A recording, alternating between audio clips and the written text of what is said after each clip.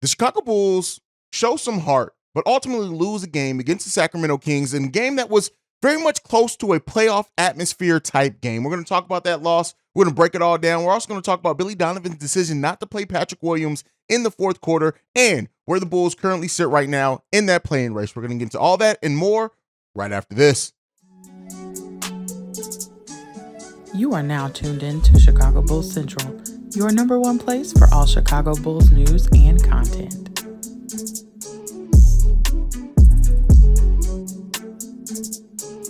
All right, Bulls fans, welcome to another episode of Chicago Bulls Central. I'm the host here, Haize. You guys can follow me right off the top at CEO Haize, at CEO Haize.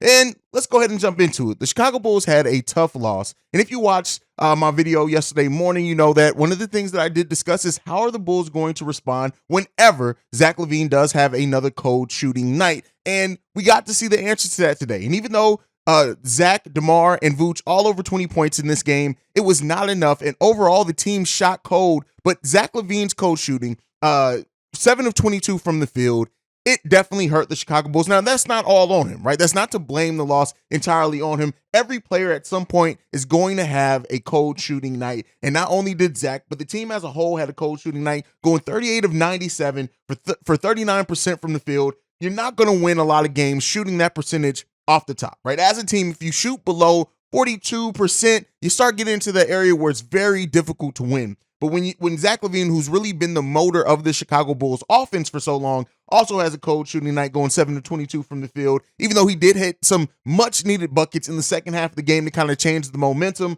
it just was not enough. Now, Zach did have 25 points, 5 rebounds, 6 assists, and only 2 turnovers from Zach LaVine, albeit one of them during a time where the Bulls were trying to build some momentum. It is what it is, right? And it's unfortunate, but that is really one of the biggest things that shot the Bulls in the foot on top of. And this was probably the most concerning coaching thing in this game. The Chicago Bulls just did not know how to attack the zone defense. And even though they had moments of attacking the zone pretty well, they just did not do it consistently enough, or it seemed like it was not part of the game plan, and that the Bulls did not, whether it be the coaching, whether it be the players, did not know how to react to a zone defense. And the reason why that is so concerning is because, again, as I like to look at through everything is in the lens of where you want to go. And if the team wants to be a play-in team, you're going to deal with some zone defenses. And that was one of the biggest things that really changed the tone of this game, is the Bulls just not knowing how to attack the game, attack the zone. I do appreciate that the Bulls did shoot more threes in this game. They shot the same amount of threes as the Sacramento Kings, both teams shooting 42 threes, which I think is the highest number of threes shot by the Chicago Bulls in this season. And with that, they only made 2 less threes than the Sacramento Kings. Again, the Bulls losing to math, just not making enough threes, whereas the other team did. The Kings shooting 42% from three-point range, the Bulls shooting 38% from three-point range.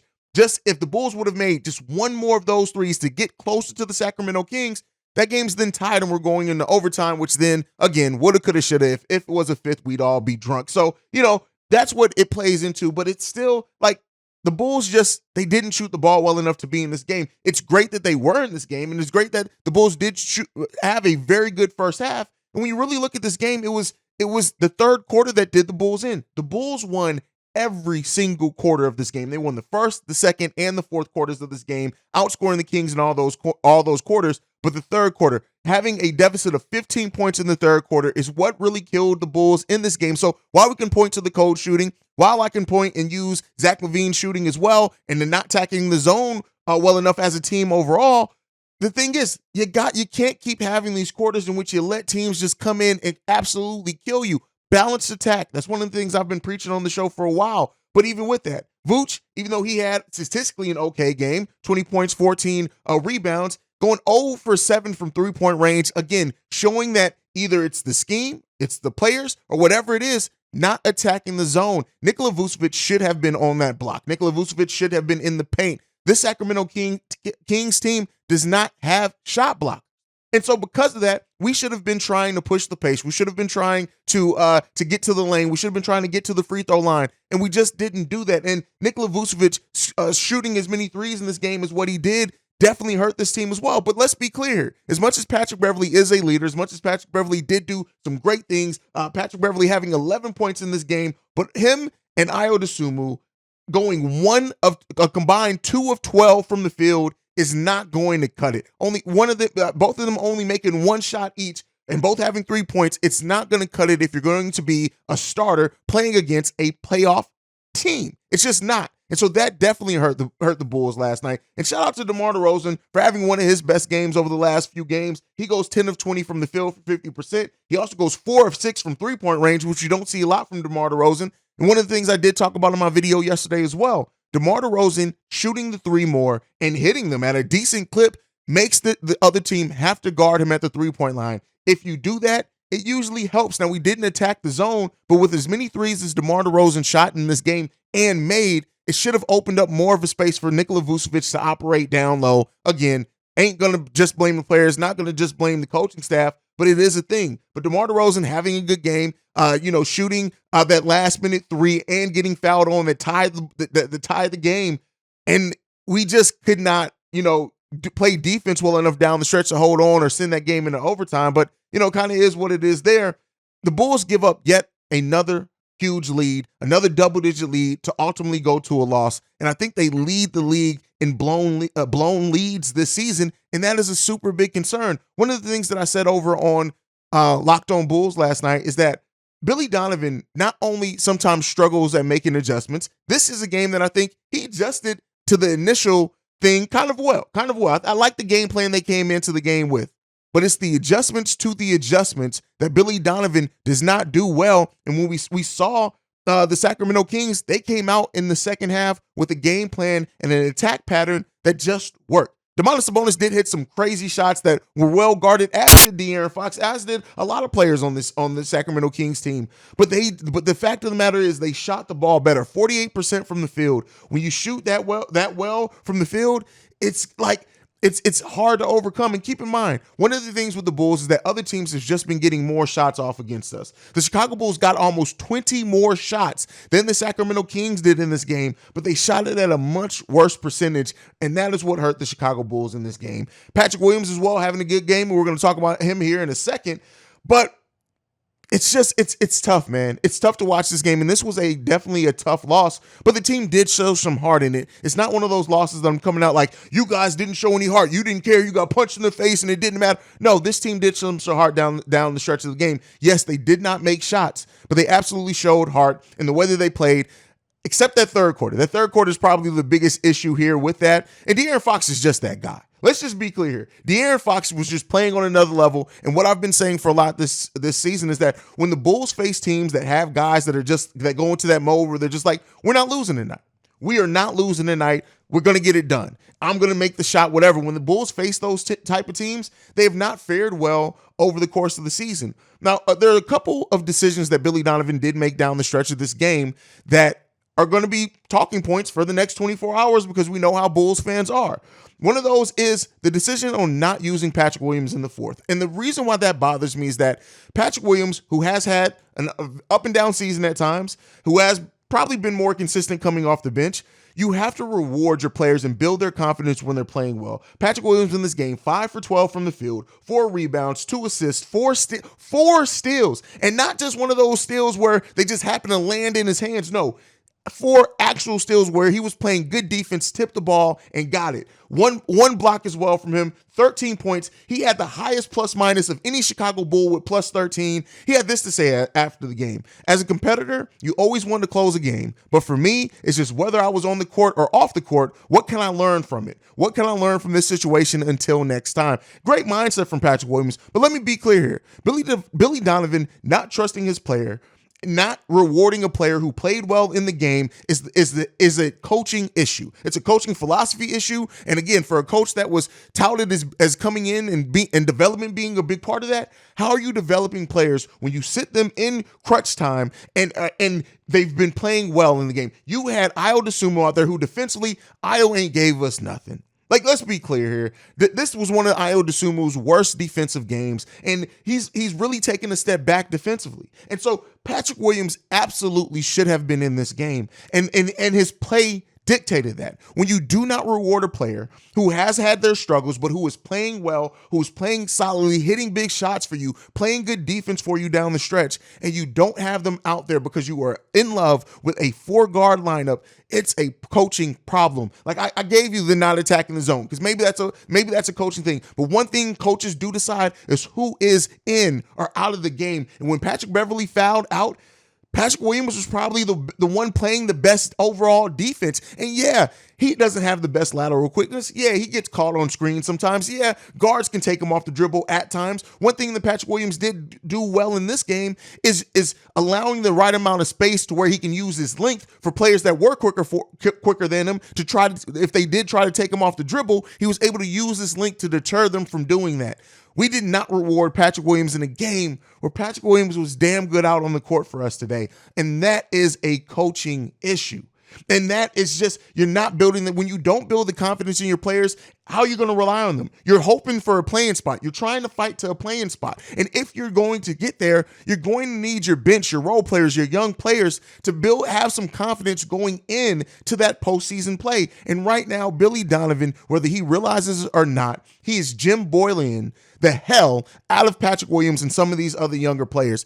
And he's killing the confidence of them. Love the quote from Patrick Williams. Love it. It does show where his mind is in the right place. But you risk the chance of killing confidence. What has Laurie Marketing said since he's been gone? The confidence is back. And I don't want to overrate what confidence does to players. Yes, it's on Patrick Williams to be aggressive. Yes, it's on Patrick Williams not to pass up shots. But you know what? The things that are on Billy Donovan, reward your player when they're playing well. Run plays for that player when they're playing well. Those are things that are on the coach. And Billy Donovan did not do that, and he failed not only the team, but Patrick Williams and his development in doing what he did last night. Again, not blaming everything on Billy Donovan, but he does get his lion's share of the blame as well because he did it. He did it, and you have to put P. Will in that game. But like I said, overall from this game, De'Aaron Fox is just that guy. Let's be clear. De'Aaron Fox is that guy. And it's fun to watch. This was a fun game overall. And where it leaves the Chicago Bulls, right now the Chicago Bulls have fallen out of the play-in. Right now they're in the 11th spot. They're a half a game back from the Washington Wizards that are in that 10th spot. The Bulls also, I think, have the 9th toughest schedule remaining. I think, it may have dropped. Yes, the Bulls have the 10th toughest schedule remaining now in the NBA, which is going to fluctuate and change every single day. And those are things that hurt the team. But if this team is truly going to try to fight and get to a playing spot, they're going to have to figure it out. We got games Friday and Saturday, so we'll see what that means for the Chicago Bulls in those areas and what they can do. But the Bulls have to. And the one thing that I've been saying, you own your own destiny. You have to play well. Now, the Bulls played, even albeit bad shooting, they played okay tonight, right? And more times than not, with the performance that the Chicago Bulls gave defensively and stuff like that, they're going to win a lot of these games in this situation. De'Aaron Fox hit a hell of a shot. But for the Bulls and the schedule that doesn't get any easier anytime soon, the Bulls have to find a way to lock in. You cannot have the cold shooting nights overall. You're going to have players, maybe one, maybe two that have cold shooting nights. We have to find a way to get easy buckets. And DeMar DeRozan did that for us last night. The Bulls and their play-in hopes. You guys know, I've been saying for a while, I don't necessarily have the biggest faith on the Chicago Bulls right now to make the play-in. I just don't, because the games like this, they face a lot of games. They're going to have the same type of atmosphere over the next handful of days, right? From now to the end of next week, almost all those games are going to be against playoff atmosphere teams. And at least right now, during this stretch, you faced a team that was one of the better teams in the NBA. So I'll give you that. The Bulls have not fared well against the Western Conference. And you didn't perform in a way that was that needed to be indicative of a team that's hoping to be a playoff team. You just didn't. You didn't shoot the ball well enough to. If the Bulls shoot the ball as well as they have as a team, right, and even albeit without Zach LaVine's shooting the ball well, they win this game. And that is enough reason for, I guess, a little bit of hope. But we also have to be realistic. How many of the games have the Bulls lost by giving up big leads? Your inability to hold on to leads, as well as your inability to execute and adjust to adjustments, is going to ultimately could be the downfall of this team. We have Minnesota coming up Friday. This is another team that's having their own struggles, right? But this is still a team that is it's going to be a playoff atmosphere type game, unless the Minnesota Timberwolves just don't give a damn. Right now, they're the 7th seed in the Western Conference. The Minnesota Timberwolves are riding. They've been 4-6 in their last 10. They lost their last game, but they've been playing better here as of late. So let's see how the Bulls face up against the Minnesota Timberwolves, a team that at least down low is going to give the Bulls fits, and we need to see how the Bulls are going to counteract that. But all things being what they are, the Bulls have tons of questions that they still need to answer. And in looking at this team and looking at it, how differently do we guard De'Aaron Fox down the stretch of this game if Patrick Beverley's in the game? One of the other questions that Bulls fans had in this game, for example, was should we have fouled on that last possession to give the Bulls an extra chance? And what I said on the live stream, I think still stands. I've had some more time to kind of think about it, is this. If the Bulls did foul whoever had the ball and sent them to the free throw line for 2 shots versus for the 3-point shot that they ultimately hit, if they do make those free throws, the Bulls still don't have the lead at that point. And then the Bulls don't have an additional timeout. They have to try to push the ball down the floor without having that timeout. And I just don't know if the Bulls would have had enough time to get off a quality enough shot to try to hit a bucket in that case. That's if they would have made both free throws. I guess you can still throw that out, but it's a game of what ifs, right? And even if the Bulls did do the free throw, or fouled them and then sent the Kings to the line, and the Kings make both shots, and then the Bulls don't have enough time to get off a shot, I think then we'd be sitting asking ourselves the question of, couldn't the Bulls just played good enough defense to try to get them to miss a shot? So it's just one of those things that I think everything all equal, we would have had our questions about the story down the stretch of this game, but the Bulls could have absolutely won this game, and that may be enough to take away and look at some positives, but they didn't. And this loss sucked, and the Bulls still do have a chance. They are not statistically eliminated from making the play-in. I have my own doubts. I know some of you guys have your doubts as well, but I would absolutely love to see this team get into a play-in tournament just to get some postseason play. So we'll see if they can. Don't know if it's going to happen. And I know you have your Bulls contingent that just wants to see fans that want to see us, tank or lose to up the chances of that pick. It's highly unlikely that the Bulls are going to fall in the top 4. But if they do miss the play-in and fall in the top 4, all right, gives us another tool so we can build off of. But ultimately, we'll see, man. I have my issues with this game, but we'll see. But that's it for today's episode, man. Make sure you guys continue to follow the show. Oh, by the way, hopefully Alex Caruso is back healthy. He was dealing with the COVID-related illness. That's what kept him out this game. We definitely could have used Alex Caruso in this game as well. But that's it for today's episode. Make sure you're following the show at Bull Central Pod. You can send us any feedback, questions, comments, concerns, bullcentralpod@gmail.com. Lastly, if you want to leave a text message and our voicemail for the show, the number to do so, 773-270-2799. We are the number one spot for everything Chicago Bulls related because of you guys. And like I like to end every episode on, go Bulls. Love you guys. See red if you can, y'all. Peace. This has been a presentation of the Break Media.